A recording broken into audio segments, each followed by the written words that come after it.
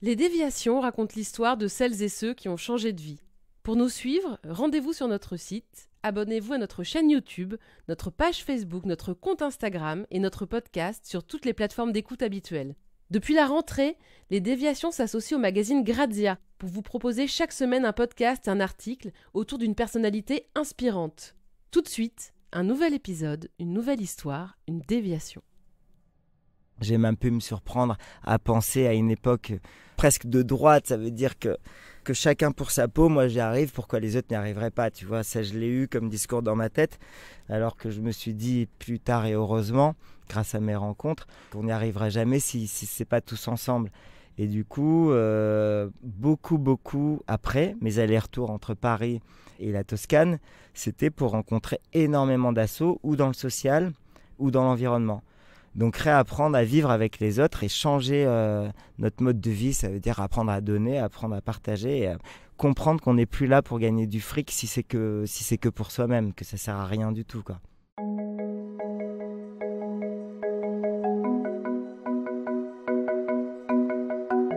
On ne connaît pas forcément son nom, mais plutôt les dizaines de lieux de fête qu'il a créés. Lionel Bensemoun n'a que 47 ans, mais c'est comme s'il avait déjà eu 10 vies. Depuis les années 2000, il a transformé les nuits parisiennes et décliné ses concepts dans le monde entier. Le festival Calvi on the Rocks, la boîte de nuit culte Le Baron, les cantines Nanachi, le bar de nuit La Mano, la Villa Lena en Toscane, et j'en passe. Depuis quelques années, cet agitateur qui ne s'est jamais vu comme un businessman a ralenti. Les somptueuses soirées organisées pour les marques, la consommation à tout va, ne l'amusent plus. Il a pris du recul, ce recul lui a fait prendre conscience d'un besoin de spiritualité, de décroissance, de respect de l'environnement. Aujourd'hui, s'il ne renie pas son amour de la fête, c'est un homme engagé que nous rencontrons. Un homme qui utilise son parcours et son réseau tentaculaire pour mettre en valeur militants et associations.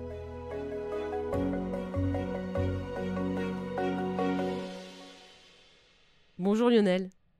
Donc j'ai fait quelques recherches sur toi, et étrangement, pour quelqu'un qui a fait autant de choses que toi, il n'y a rien, il n'y a même pas une fiche Wikipédia. Pourquoi ? Parce que je sais pas comment me raconter ou figer un moment par une fiche Wikipédia ou une interview, je sais pas quoi. J'ai l'impression que j'ai un peu peur, j'aime bien me transformer tout le temps et changer tout le temps.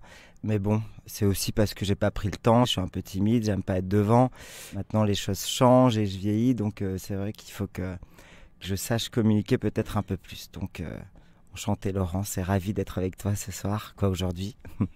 Est-ce que tu peux nous raconter déjà pour commencer, revenir 47 ans en arrière et nous raconter un peu où tu es né, dans quel milieu, où est-ce que tu as grandi, voilà tes premiers pas dans la vie.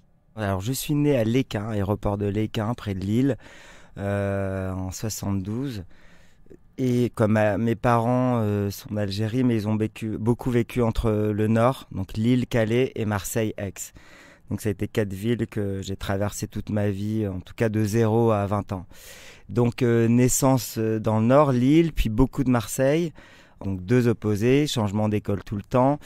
Des milieux très différents vu que j'étais à Marseille dans une école religieuse juive et puis à Lille dans des écoles publiques, une vie beaucoup moins pratiquante du côté de ma mère. Si on lit tous mes bulletins scolaires, c'est enfant très réservé, enfant choqué par le divorce de ses parents, mais bon, ou enfant dans les nuages. Moi j'avais pas l'air, en tout cas je pensais pas être choqué ni quoi que ce soit, mais j'étais beaucoup dans les nuages. C'est quoi la couleur de cette décennie pour toi ? Comment tu vis ces années 80 Moi, j'étais entre une petite résidence et une cité, et on vivait dehors avec les gens tout le temps. Nous, on n'était pas télé, on n'était pas évidemment écran, tout ça, donc c'était un melting pot, en tout cas, un melting pot de plein de gens très différents dans la rue, tout le temps. À quel moment tu sens que tu développes l'ultra-sociabilité, si telle est une de tes caractéristiques, hein, tu nous le confirmeras, mais qui fait que tu vas te retrouver plus tard chef de file du milieu de la nuit?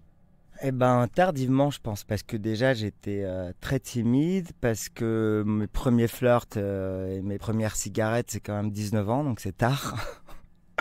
Quoi, 18-19 ans, j'exagère un peu.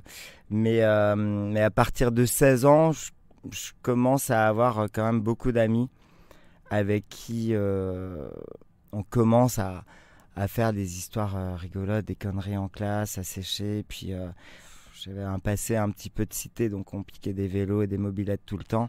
À 16 ans, je prenais la voiture de ma mère pour aller en boîte de nuit à Aix-en-Provence au Mistral. De 16 à 18, je conduisais tout le temps la voiture de ma mère. J'ai même été une fois à Barcelone à 17 ans en voiture sans qu'elle le sache, avec mon cousin, sans payer l'essence ni les péages en une nuit. Donc il y a quand même un début de liberté et de folie à partir de 16-17 ans, mais pas encore très social, avec un réseau de copains, un noyau de copains fous et zéro limite. Donc là, on arrive dans les années 90, c'est les raves, c'est ça ? Ouais, alors voilà, c'est ça, c'est que j'ai eu la chance d'aller beaucoup à Lille encore dans mon enfance, et je sais plus quel âge, donc j'ai 18 ans en 90, donc à mon avis c'est par là, je commence à retourner à Lille voir mes cousins du Nord, et ils me sortent en Belgique. Et en Belgique, 90, 91, 92, j'y allais beaucoup, c'était le début de la acid house, de la house. C'était la fin de la New Wave, donc j'ai vraiment mes premiers clubs, j'ai connu un peu la New Wave avec des Robert Smith en puissance, des hauts du rouge à lèvres, des looks assez excentriques. Mais là, ça partait tout doucement vers la house music, avec le smiley, les gants blancs et tout ça. Et quand je revenais dans le sud de ces soirées complètement folles, où là je découvrais un milieu, un mouvement assez fermé, plutôt réservé au milieu gay à l'époque, là-bas, et ben, je revenais avec des cassettes et des mixtapes de DJ de house de Belgique. Et là, j'ai connu un copain, on allait dans une boîte gay le vendredi soir à Aix-en-Provence qui s'appelait La Chimère, et un copain, Jack de Marseille, qui à l'époque mixait de la disco, tout ça là-bas. Et on commençait à faire des soirées déjà, alors que personne connaissait encore ce mouvement, dans le sud en tout cas. Des soirées avec Jack de Marseille, qui est devenu un super DJ après, et toujours réputé dans l'électro. Et il y avait notre petit rendez-vous d'Aixois branché, plutôt gay principalement. Il y avait des rêves qui commençaient à se développer à Aix, Marseille, dans des hangars. On participait vachement. On faisait venir des DJ de Détroit, j'ai encore tous les fly de cette époque. J'avais arrêté l'école en première et je sais pas, je la fais vraiment courte, c'est un peu personnel. J'étais assez excentrique, je me maquillais, je me déguisais d'une certaine façon, des fourrures oranges, des gros talons, parce que c'était vraiment assez queer à l'époque, le début des raves. En tout cas, juste avant les tribals et tous les trucs de Travelers et la acide un peu plus trans. C'était hyper festif, hyper extasié, on va dire, très déguisé. Et c'était assez fou. Mais un jour, je rentre les cheveux rasés à la maison. Et là, pétage de plomb, ma mère, tout ça, la famille. Mais qu'est-ce que tu fais ? Et puis là, j'ai décidé de plus ou moins faire une fugue. J'ai pris un combi Volkswagen.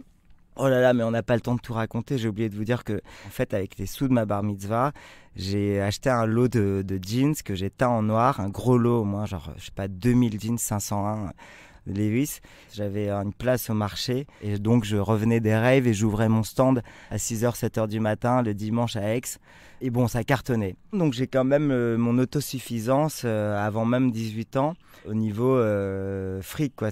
Et puis à un moment, cette crise avec ma mère, parce que je me suis rasé la tête. À cette époque-là, j'avais des très longs cheveux, j'avais même presque des dreadlocks, tu vois. Et je mettais des pattes def et bon bref. Donc là, gros changement radical et je fais plus ou moins une fugue. Je prends mon combi Volkswagen et je pars vivre à Londres. Sans rien dire à personne, je saute par la fenêtre et je me casse à Londres sans rien dire à personne. Crise de panique. Mon père et ma mère me cherchent de partout, mais ça dure pas longtemps. Je reste à Londres pendant 2-3 mois. J'ai pris un Pakistanais sur la route en stop. On va ensemble à Londres et je vais à Heathrow chez lui. En fait, on vend des bijoux de Birmanie parce qu'il avait un lot de bijoux et c'est comme ça que je gagne ma vie. Mais c'est un peu l'horreur. Je passe 3-4 mois à Londres avec un tout petit sac à dos, sans fric, à dormir que dans des squats et des maisons où tout le monde... Bon, bref, un peu compliqué. Donc, je rentre à Calais, où ma grand-mère vit, un peu en courant et très heureux. Je m'arrête là-bas. Je me pose au bout de 3 mois. Et je vais à Lille voir chez ma tante et j'arrive à m'inscrire à une école en plein milieu. Le mec me prend en candidat libre parce que je suis à CNED. Je prends les cours par correspondance pour essayer d'avoir mon bac. Ma grand-mère me dit maintenant, tu vas avoir ton bac quand même. Il y a une école trop sympa à Lille, un proviseur trop sympa qui m'accepte dans ses cours. Je vais quand je veux, où je veux, au cours que je veux. comme si j'étais à la fac déjà avant l'heure. Donc c'est génial. Et là, je rencontre la philo et 2 profs d'Aix-en-Provence. Donc on devient super potes. Et j'ai mon bac par correspondance. Je change totalement. Alors, c'est une nouvelle déviation. J'arrête les raves, j'arrête tout ça. Je me rase la tête. Je suis habillé tous les jours pareil. Et j'étudie la philo avec eux. Ça devient mes meilleurs potes. Bon bref, je fais 3-4 ans comme ça. Je reviens à Marseille. Beaucoup plus sérieux. Et en fait, le gros lien que j'ai eu avec la musique à cette époque, c'est que j'ai rencontré des potes à Marseille aux Beaux-Arts, Benjamin et Samuel, des potes toujours très très proches, qui ont formé Kolkhoz après chez Perrotin, tout ça, des artistes d'art contemporain. Mais au tout début, on a eu un Macintosh, le premier Macintosh. Je raconterai pas comment on l'a eu, mais on a eu ce Macintosh et on a commencé à faire du graphisme. Et puis vraiment, on était les premiers à faire des flyers dans le sud avec des logiciels de PAO. Et donc, c'est avec ça qu'on a créé un gros lien avec toutes les raves du sud. Tous les mecs de Nice, de Cannes, d'Avignon, de Salon, de Montpellier, on travaillait avec eux, on faisait les flyers. Et on prenait même en photo l'écran à l'époque pour sortir un fly parce qu'il n'y avait pas encore les disquettes n'étaient pas assez définies. Et on était dans un grenier près du Vieux-Port à Marseille. Après, ça a cartonné. On a eu un atelier encore au Vieux-Port. On a commencé à faire de la 3D aussi à cette époque-là pour les Penguins Records, pour la Borealis, surtout pour des gens de Montpellier qui commençaient à faire des grosses raves en 92, 93. Et donc voilà, le lien des raves, ça a été au départ la boîte de graphisme. Ça, c'est l'histoire aussi de plein de gens, plein d'ados, on fait la fête, on fait des flyers. À quel moment tu te dis, tiens, ça peut devenir un métier? À quel moment ça devient sérieux? À quel moment, toi, tu proposes quelque chose que les autres n'ont pas? Je peux pas dire qu'il y a eu des moments raisonnés où je me suis dit, ah tiens, là, ça change. Tout est sujet, pas au hasard ni à la chance, parce que je pense qu'on la travaille et on la provoque en choisissant sa façon de vivre.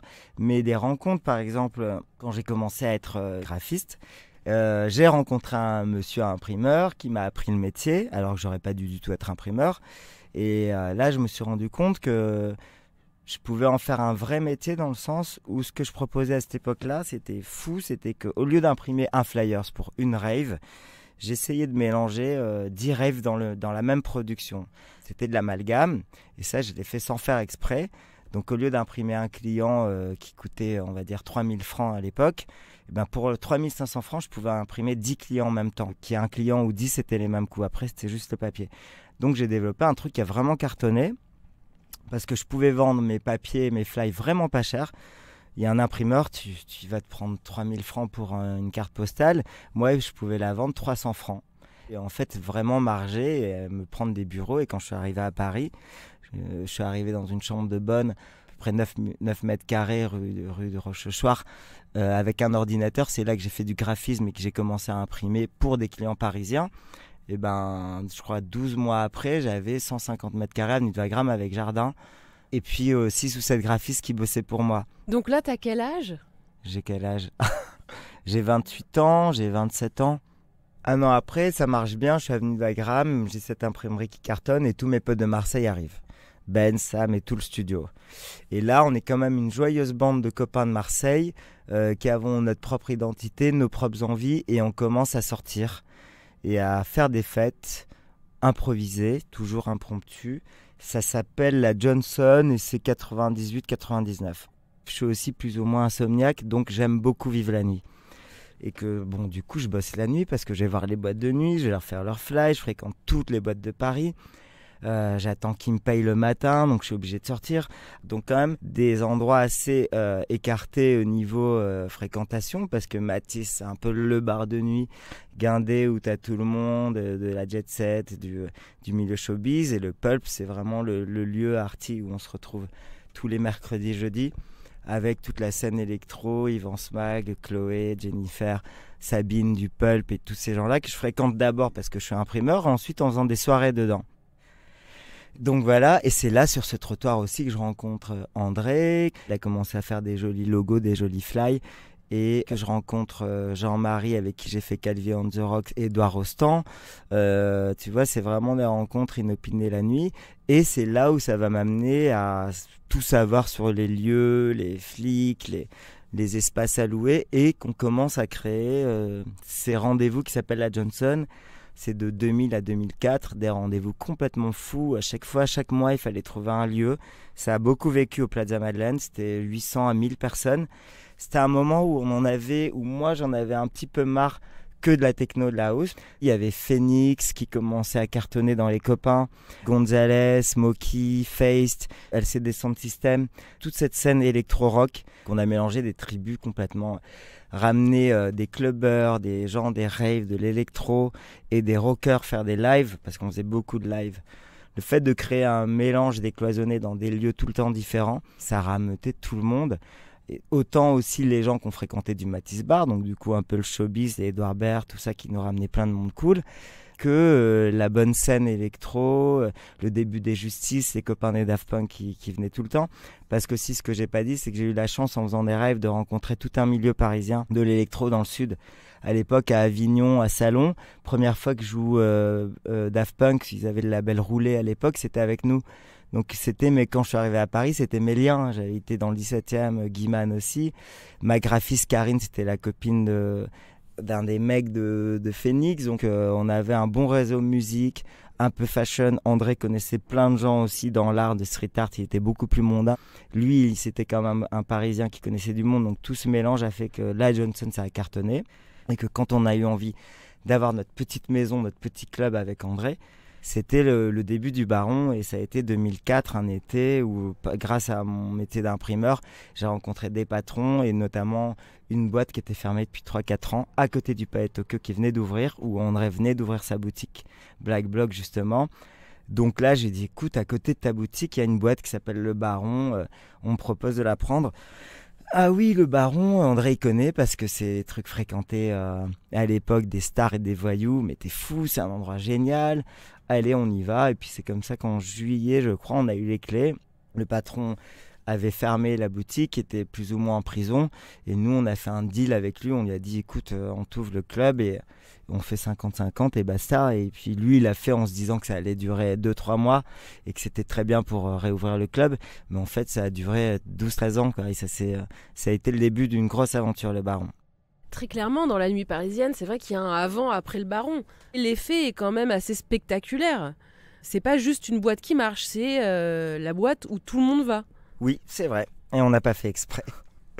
Dis-moi, c'était pas volontaire, mais comme ce qu'on fait, et ce qui explique beaucoup le succès de nos histoires, c'est qu'on le fait avec plaisir, avec envie, intuition, et qu'on calcule rien. Donc avoir envie d'un club où la musique aussi, c'est une petite rupture, parce qu'à cette époque-là, on avait beaucoup de clubs hip-hop ou électro.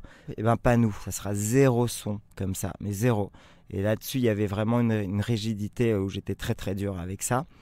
Et du coup, tout un crew d'une dizaine de copains, qui étaient des graphistes, des artistes, des cinéastes, ont installé une direction artistique musicale incroyablement festive, des découvertes incroyables de musique des oubliées 60, 70, 80, et musique black, disco et rock.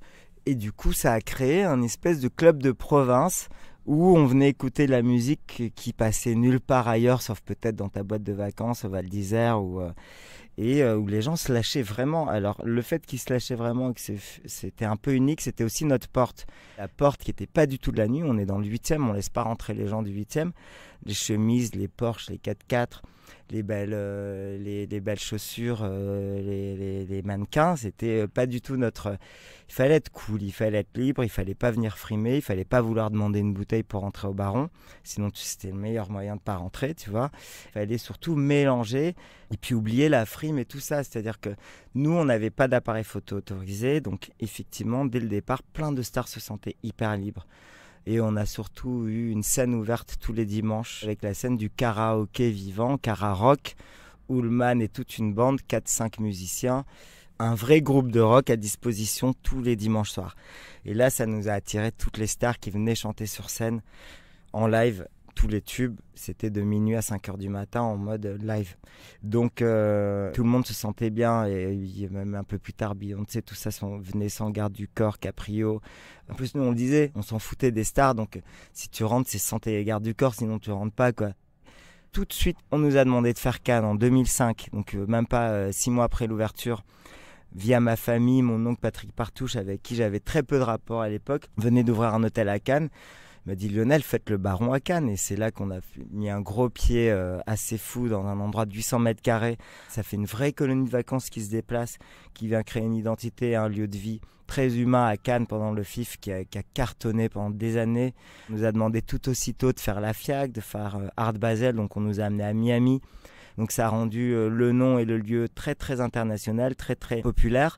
Donc voilà, le Baron a eu 10 ans quasiment de voyage avec un crew de 15 à 20 personnes dans le monde entier. Et voilà, c'est un truc qui a quand même une petite persistance, même si on a fait plein d'autres choses après. Alors tu décris ça souvent comme une grande colonie de vacances, mais c'est un boulot monstrueux. Tu arrives quand même à t'amuser ? Bah oui, c'est beaucoup de boulot, mais c'est tellement de plaisir que oui, on y arrive. Et 2006, vu qu'on doit faire des barons un peu partout, je monte une boîte de prod qui s'appelle La Clique. C'est justement cette colonie de vacances de tous les copains qui participent à faire du RP pour des marques, relations publiques, de l'ADA pour des marques, des lancements de produits. Beaucoup d'événements de 2006 à 2012-13. J'ai fait énormément de gros événements, parfois gros budget, 1 million d'euros par Uniqlo pour faire le lancement d'Uniqlo. Des trucs pendant des mois avec Coca-Cola pour faire des pop-up, des lieux événementiels pour Chanel, pour la FIAC. Mais très intéressant, très cool parce que j'ai mis un pied dans le marketing, la direction artistique. J'en ai fait manger des recos et c'était un nouveau métier pendant 10 ans. Et ça s'est hyper bien passé, ça cartonnait. Donc tu travailles la journée, tu travailles la nuit, tu arrives à tenir quand même ? Ouais, je travaille beaucoup, jour et nuit. Mais en fait, je supporte pas rien faire. Donc ça me va, je tiens. Mais je suis Marseillais, j'ai mes copains proches, je suis pas très mondain, je fais pas d'excès. Finalement, on est un duo quand même dans tout ça avec André. Il a toute une partie de la nuit, de présence, de RP, de mondanité. Il a pas peur d'aller voir les stars, il est avec eux. Moi, je suis plutôt réservé. Je suis avec mes potes, les gens que je connais. Je me drogue pas, jamais. Je bois très peu. Donc du coup, effectivement, c'est plus facile. Et parfois, c'est dur dans ce boulot-là. Notamment, il y a eu un gros épisode dans ma carrière dont j'ai pas parlé. C'est la Demolition Party en 2008, qui est le plus gros événement que j'ai jamais produit. J'ai vécu au Royal Monceau. J'ai rencontré Alexandre Allard qui m'a appelé, le patron, pour me dire Lionel, on va faire une folie sur ce palace. Il va être démoli. Il y a des possibilités de faire des trucs qu'on n'aurait jamais pu imaginer, justement en faisant ce métier-là. Et la Demolition Party, ça a été 8 mois de boulot avec des ressources dans l'art contemporain, dans la musique, dans les performances, dans la déco, dans la scéno, dans le culinaire, dans la communication. Et tout ça, j'allais dire, j'en parle là maintenant parce que c'est un événement qui était hyper gros, hyper attendu ou pas, mais ça on s'en rend jamais compte, mais oui, où il y a eu énormément de monde. Ce moment fou dans la vie où tu as un palace de 4000 mètres carrés vivant, où tout est permis. J'ai quand même aussi vécu un des plus gros stress de ma vie pendant cette soirée. C'était de voir des gens même plutôt âgés en costard-cravate qui deviennent fous, quoi. C'est-à-dire de voir courir dans tous les couloirs et tout casser, même les étages où c'était pas du tout le but ni l'objectif, des étages d'expo, il y avait du Xavier Veillant, un gros curating de gros artistes détruits par des gens à 2h du matin qui étaient en folie totale, plus personne qui se contrôle. J'ai vu la folie humaine ce soir-là, ce que j'avais jamais vu. Et j'ai vu 2000, 3000 personnes devant les portes, 2000 fenêtres, un moment fou et unique, rare, où on parle de la fête du siècle et la fête des 10 ans. Ouais, il y a beaucoup de travail, mais si un jour on te donne la possibilité de faire ce genre de truc, c'est un peu la récompense ultime quasiment de faire une fête à ce niveau-là qui ressemble à tous les rêves qu'on aurait pu avoir sur de l'événementiel en tout cas. Dans la foulée, tu ouvres le Paris, les cantines japonaises Nanashi, chez Moon, donc des barons dans le monde entier, la Villa Léna, enfin, on ne t'arrête plus pendant des années. Ouais, c'est vrai. Mais je crois que ça se fait naturellement en fait, donc je m'en rends même pas compte. C'est les rencontres, les accidents, les beaux accidents. Le plus dur, c'est de trouver des gens autour de soi. Je crois que ma plus grosse qualité, et ce qui explique tout le succès de ma carrière et de ma vie aujourd'hui, c'est de rencontrer les gens et de savoir qui peut faire quoi, même si ça vient de nulle part. Quand je fais le Paris-Paris, c'est parce que Marco Dos me plaît, que j'ai envie de lui trouver un truc. Quand je fais Nanashi, c'est parce que j'ai rencontré Kaori. C'est avoir le talent de repérer des gens et de leur dire mais viens, on va faire ça ensemble, et oui, tu vas y arriver. Et puis même si c'est pas du tout le process traditionnel, parce que quand on me demande de lire des CV ou de recruter au niveau humain, mais je peux pas passer par des trucs traditionnels. En fait, j'ai passé ma vie et mon enfance à rencontrer des gens, donc j'ai une intuition, un jugement en tout cas hyper rapide, hyper intuitif, et j'ai cette chance que je me trompe rarement. Donc voilà, des tonnes de lieux, des tonnes de trucs qui se font dans le monde, surtout grâce à ça. Tu peux avoir les meilleurs endroits du monde, si tu n'as pas les bonnes équipes ou les bons gens, et la bonne DA ou la bonne fibre, tu n'avances pas et tu le fais pas. Je vais passer un petit peu sur tous ces lieux que tu ouvres, parce que c'est une liste vraiment sans fin. Mais visiblement, il y a un tournant en 2013-2014. Je vois que tu deviens anti-consommation, je cite. Je n'achète plus d'objets neufs depuis 3 ans. Bon, ça, c'était le portrait de Libé qui est paru cet été. J'ai l'impression que tu te recentres. Est-ce que tu peux raconter un petit peu ça, me dire déjà si c'est vrai ? Oui, c'est vrai, il y a une déviation, il y a un tournant, il y a un petit virage, pas un gros, parce que on me dit mais c'est quoi le déclic ? En vrai, c'est pas un déclic, c'est quand même en tant que provincial ou je sais pas, dans ma nature. Quand je dis j'ai vécu beaucoup à Aix, c'était pas à Aix, c'était à côté, c'était dans la campagne. De voir le bitume toujours dans les villes, ça m'a toujours rendu un peu malade, ce bitume. Donc j'ai toujours eu un lien avec le cosmos et la nature et cette force que je crois vivante, et je crois toujours que les soucis humains, ils sont une répercussion de ce qu'on fait à la planète et à la nature, et qu'on n'est pas sur la bonne voie. Donc 2013, j'ai pas trop parlé de ma vie personnelle, mais suite à ma rupture, parce que dans tout ça, j'ai eu un fils à 30 ans qui a maintenant presque 16 ans, et Blanche, ma fille, c'est compliqué d'avoir une relation en couple classique avec cette vie-là, en voyageant tout le temps, en faisant tous ces clubs. Du coup, effectivement, j'ai mis en péril mon couple, et il y a eu une rupture en 2013. Ce qui est tombé en même temps qu'une proposition d'un ami par mail qui me dit voilà, ma femme a ce domaine en Toscane, il est fermé depuis 20 ans. Est-ce que ça ne te brancherait pas qu'on aille voir ce qu'on peut faire de ce truc ? C'était entre Pise et Florence, c'était un moment propice où oui, il fallait que je prenne l'air. Donc j'ai été en Toscane voir ce domaine, rencontrer Jérôme et Léna, les propriétaires, qui m'ont dit Lionel, est-ce que ça ne te branche pas de créer un lieu de vie ici ? Donc proche de la nature, au milieu de nulle part, mais magique, une maison du 19e siècle, 500 hectares de forêt, la vie et le terroir toscan. Donc j'ai fait le mouvement, le déménagement, malgré mes affaires. J'étais quand même à une époque où je pouvais avoir des équipes et leur faire confiance.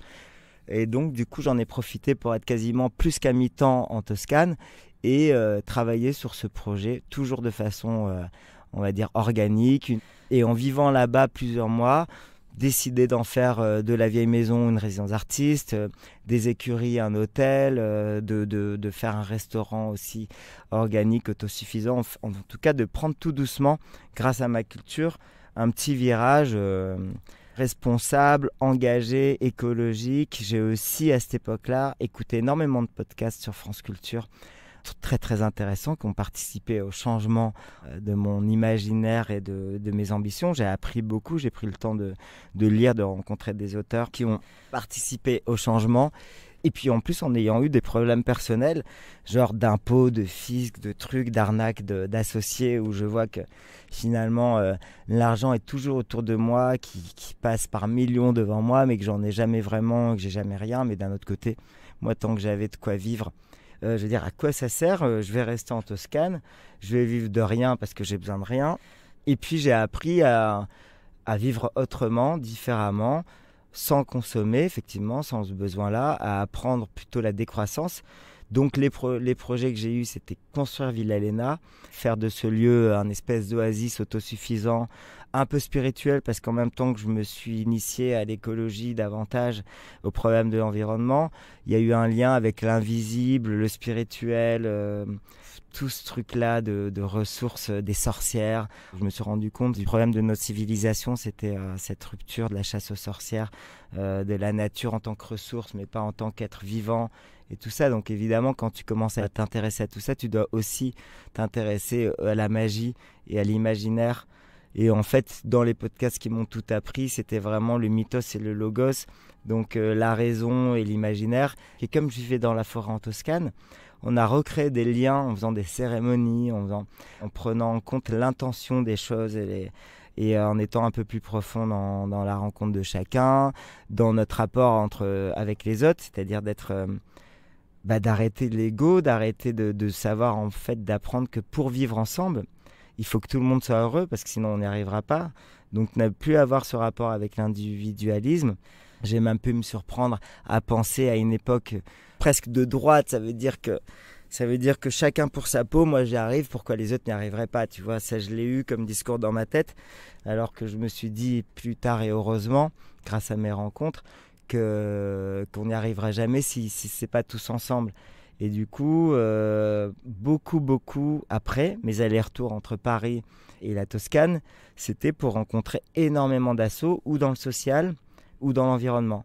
Donc réapprendre à vivre avec les autres et changer notre mode de vie, ça veut dire apprendre à donner, apprendre à partager, et comprendre qu'on n'est plus là pour gagner du fric si c'est que pour soi-même, que ça sert à rien du tout, quoi.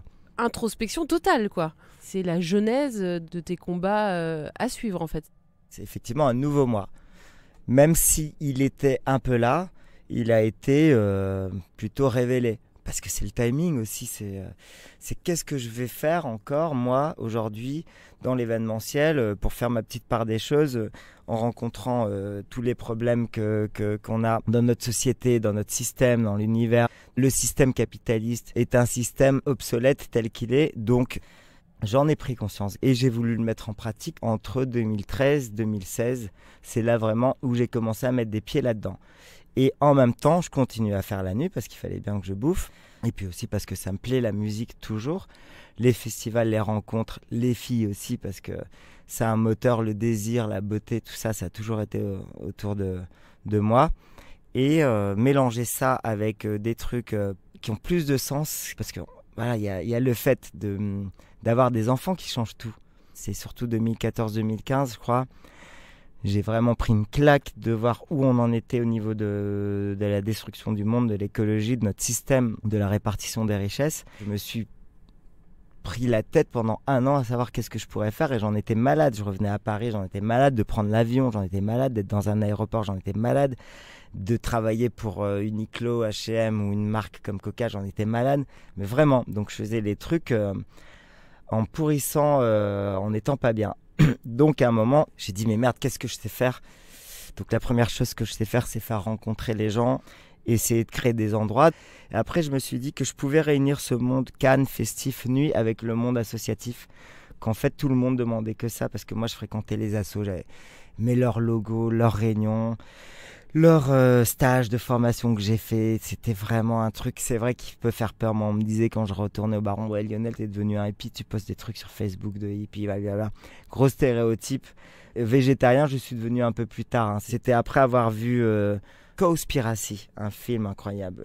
Moi, j'étais là, je voulais faire que du vélo et plus acheter de fringues et tout ça. Et puis d'un coup, je me rends compte que manger en hamburger, quoi, en moins 2, c'était 1000 km en voiture. Je dis non, mais je suis trop con, quoi. Je suis en vélo tous les jours, mais en fait, dès que je bouffe un hamburger, je fais 1000 bornes. Donc avec ce documentaire et le rapport de l'ONU et de l'OMS et tout ça, j'ai arrêté de manger de la viande. On avait à cette époque-là quand même beaucoup d'étiquettes. On m'a mis dans l'étiquette de hippie, qui est devenu vegan et tout ce que tu veux. Et donc il y a eu ce moment-là un peu touchy où je faisais mes activités éco-responsables et en même temps mes soirées. Mais il y a eu ce moment 2016 où je vois une annonce passer, un mois d'août, sur mon mail, un immeuble à louer de 1000 m² Paris 9e pour 30 jours. Et là, j'ai l'idée de faire un lieu. C'était juste après le film Demain que j'avais vu. Demain, ça parle aussi des alternatives positives que chacun peut entreprendre. Donc, ça donne beaucoup d'espoir. Et moi, j'avais envie de montrer déjà que plein d'alternatives positives existent pour notre futur. Et j'avais aussi envie déjà de faire ma goutte d'eau, comme les colibris, parce qu'à cette époque-là, je lisais tous les trucs des colibris et de Pierre Rabhi. Et en même temps, cette annonce, j'avais envie de créer un lieu engagé, festif. Il y avait Nuit debout à cette époque-là. Donc je vais voir les mecs de Nuit debout, je vais leur dire est-ce que vous voulez faire des conférences? Je vais avoir un lieu à Paris, donc j'autofinance tout. Je loue le lieu pour 30 jours. Je prends des équipes, mes équipes plus les équipes associatives pour travailler sur une programmation, conférences, prises de parole, rendez-vous de rencontres, tables, débats, en même temps concerts, musique, clubbing, fashion show, tout mélangé quoi. Et là, ça a cartonné, c'est le consulat, c'est ce lieu éphémère dans le 9e que j'ai ouvert le premier, où il y a eu un gros mélange de gens. Les associatifs, t'imagines, les Nuits debout, le groupe La Femme qui ouvre, qui joue le jeu, tous mes potes de Paris dans la musique, qui jouent vraiment le jeu, Polo Pan, Benjamin Clémentine que je produis, parce qu'en même temps je fais de la production musicale, qui joue le jeu.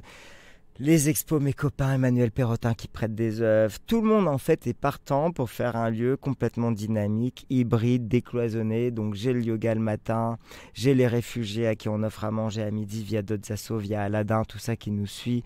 Tous les réseaux qui commencent à s'interagir pour créer un lieu de 30 jours complètement fou, quasiment ouvert 24 heures sur 24, où j'ai pris des gros risques parce que évidemment pas d'autorisation, évidemment... tout illégal, parce qu'en plus c'est très compliqué de faire un lieu où tu vas faire une expo du yoga, à manger et du clubbing, ça n'existe pas dans les règles de la préfecture, mais comme c'est que 30 jours et que je suis connu, que j'ai une bonne réputation de sérieux au niveau de la nuit, les autorités, l'administration m'encouragent presque, la mairie du 9e aussi très contente. Donc en fait on se pose bien avec le quartier, avec le local, avec les artistes, avec les assos. Donc il y a un premier consulat, une première action de gang, mon asso, et toute l'équipe, Gypsy, donc, qui est mon bras droit, bras gauche, avec qui je bosse beaucoup dans le milieu associatif, entertainment et nuit. Ça s'est fait vraiment, le 15 août j'avais l'annonce, le 1er septembre j'ouvre. Donc faire une programmation, ouvrir un lieu pareil en 15 jours, ça relevait plutôt du miracle et de n'importe quoi, et ça s'est hyper bien passé. Donc premier consulat, première pierre, première action, utile avec du sens. Et le dernier consulat de l'année dernière, Gaîté-Montparnasse, 3000 m² pendant 6 mois. Et tu vois, les mairies étaient avec moi, Hidalgo, la maire du 14e, tout le monde était avec moi pour m'aider, même si préfecture, toujours les mêmes problèmes, toujours pas d'autorisation. J'ai repris les risques de tout faire quasiment en illégal, mais ce qui est trop rigolo, c'est quand même, je fais la parenthèse, on était un lieu de 3000 m² ouvert 24 heures sur 24, qui n'avait pas le RP pour recevoir du public. J'ai accueilli parfois des 3-4 000 personnes par jour dedans, dont des maires, des ministres, le gouvernement, l'Europe, tout pour faire des conférences et tout. Les gens, ces gens-là venaient sans savoir qu'ils étaient dans un squat illégal. Nous, on était morts de rire en vrai qu'il y ait les équipes de Macron qui viennent, que les équipes d'Hidalgo qui viennent nous féliciter. Tout le monde croyait que c'était autorisé officiel tellement que c'était gros. Mais en gros, c'est moi qui allais en tôle s'il y avait le moins de problèmes. Donc du coup, charger les boîtes de sécu, charger tout, parce que je suis très consciencieux et très responsable là-dessus, via mon passif de prod. Donc du coup, il y a un vrai succès qui s'est fait avec la marque Le Consulat, qui m'a permis de rentrer officiellement dans les milieux associatifs, d'avoir ma part en fait d'action pour avoir des synergies, fédérer ensemble des gens, s'ouvrir, dépoussiérer le milieu écolo. En gros, Gang, je l'ai vu un peu comme la nouvelle clique. Ça veut dire que je voulais plus bosser pour les marques, mais je voulais bosser pour les ONG. Dépoussiérer le message des ONG, trouver des nouveaux graphismes, faire plus de clics, faire des vidéos, avoir des messages plus glamour, être plus sexy, ne pas faire peur, être moins moralisateur, montrer les alternatives positives. Transformer l'imaginaire collectif, en gros, de la culture. Cyril Dion m'a beaucoup inspiré, c'est un monsieur qui pour moi m'a appris beaucoup, son film et ses bouquins. Et quand il parle de transformer notre monde et notre société, c'est utiliser l'art, l'imaginaire, la culture pour changer les mentalités, pour donner envie aux gens de faire des trucs et de changer leur façon d'être. En fait, il y a un vrai changement. Tout le monde est OK maintenant pour bosser sur l'écologie, l'environnement. Alors qu'avant, j'avais vraiment des barrages, les luttes des classes, les stars qui voulaient pas trop se mouiller sur un message, une manifestation ou une nuit debout. Ça a énormément changé. C'est hyper encourageant, hyper positif de voir que maintenant tout le monde joue le jeu. Les gens mangent moins de viande, achètent moins de fast fashion. C'est rien du tout, c'est 10-12% de la population occidentale, mais c'est un début encourageant. Même si septembre, on était 15 000 dans les rues de Paris. On a fait une manifestation qui avait personne. Échec total. Donc là, tu te remets en cause, tu te dis, mais merde, qu'est-ce qui se passe? Mais bon, en gros, il y a un éveil très fort dans le monde occidental sur la responsabilité et la fin de ce système. Donc toi, tes centres d'intérêt, ou en tout cas ce que tu veux défendre maintenant, c'est l'écologie, une consommation plus raisonnable, l'accueil des réfugiés, l'aide aux réfugiés, introduire plus de spiritualité. C'est plus ou moins ça. c'est en fait faire des choses avec du sens qui t'apportent autre chose que le divertissement, même si nous, on a kiffé le divertissement. Et on trouve que c'est aussi, quel que soit le message, une façon de bien vivre. La danse, la musique, c'est pas un message que je nie et c'est juste que je veux en rajouter un petit peu plus. Effectivement, responsable, éveil, sens, spiritualité. Mais ça marche avec Isla. C'est un exemple du nouveau chemin que je fais. Ça s'appelle les Rencontres d'Isla. Petit nouveau festival. 3e édition juillet cette année, 4e juillet de l'année prochaine sur l'île des Ambiès dans le sud. On a une petite île, on fait un petit festival avec Édouard Rostand et Paul de Copain organique. On communique pas du tout, on est 500-600, ça s'appelle les rencontres parce que c'est pas que la musique, c'est des prises de parole, des conférences, c'est un mélange total dans la musique. On va mélanger en fait les cultures.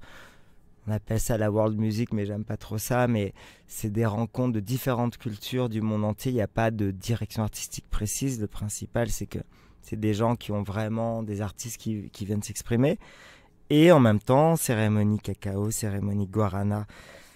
Une chamane qui vient nous raconter la plante, du yoga. Bon, des trucs un peu plus spirituels, on va dire, qui passent très bien, sans être trop stéréotypé, sans être non plus Burning Man, parce que nous, on n'a pas envie d'être là pendant genre une semaine et tout faire et rien faire le reste de l'année, et nécessairement passer non plus par des drogues, parce que ça marche aussi sans, grâce à ces guides et tout ça. Donc Isla, c'est l'exemple typique du chemin que je prends dans l'événementiel, et dire aux gens aussi, par des campagnes ou la sensibilisation marketing, d'arrêter d'acheter de la merde, d'arrêter de prendre sa voiture pour rien, de prendre l'avion le moins possible, de faire des opérations de sensibilisation ou même de désobéissance civile.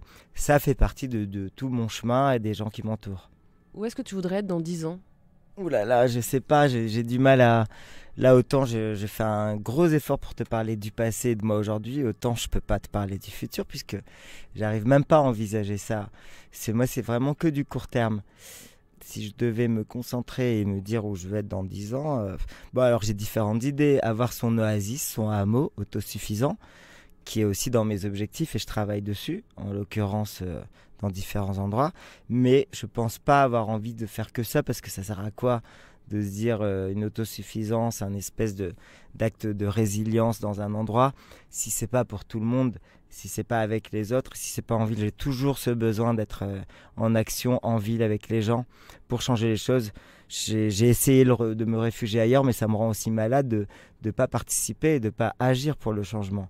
Parce que on peut agir pour le changement en étant tout seul dans un oasis, en voyant des communautés ou des gens déjà engagés ou sensibles, mais d'être à Paris ou dans les cités et dire aux gens arrêtez d'aller au McDo ou arrêtez des conneries, de consommer comme ça ou de faire des crises dans les aéroports, dans les duty free, en faisant les pires endroits qui représentent vraiment notre société, c'est les aéroports, et de t'obliger à passer par des duty free hyper toxiques où tu as de l'alcool, des cigarettes et du sucre à gogo pour prendre ton avion et de pas avoir le choix, c'est des trucs qui me rendent complètement fou. Et là, je rentre en mode action, c'est-à-dire que je fais des performances sur place en disant aux gens sugar, alcool, tobacco, your dealer, j'ai les flics qui viennent me prendre et tout. C'est toujours des espèces de manifestations parce que je suis obligé d'agir. Il y a une génération de nos futurs énorme et je les comprends, mais le côté un peu dark du consulat, c'est que les raves où tu as 2-3 000 personnes qui viennent se défoncer, tout oublier non-stop à toutes les raves, ces générations de nos futurs, qu'est-ce que tu veux leur dire ? Ils en ont rien à foutre de demain. Ils se défoncent beaucoup. Ils font ce qu'ils veulent avec ou sans capote et ils n'ont pas peur de demain parce que le demain, ce qu'on leur montre, c'est l'horreur totale. Donc t'as pas d'enfant, tu fais ta vie, tu sais que dans 20 ans, 30 ans, ça peut être la fin du monde.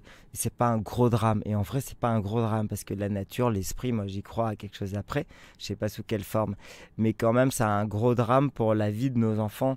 Dès demain, tu vois, ça risque d'être hyper compliqué. Donc quand le mec est en voiture dans son 4x4 ou dans sa Porsche et que moi je suis en vélo à côté, que je lui fais ouvrir la vitre et je lui demande s'il a des enfants et pourquoi il se permet de polluer 8 ou 10 fois plus que le mec qui est juste à côté, s'il a des enfants, pourquoi, quelle cohérence, quelle responsabilité. Tu vois, tout le monde a des responsabilités. Donc j'ai besoin de mettre un pied en ville, j'ai besoin d'être aussi en ville, j'ai besoin d'être à la campagne pour ressourcer, voir les arbres, la mer, ce que tu veux, avoir le temps de rencontrer les gens, mais j'ai aussi besoin d'être en ville pour agir, changer, se battre et puis rigoler, parce que quand même dans tout ça, il y a de la joie et de la rigolade.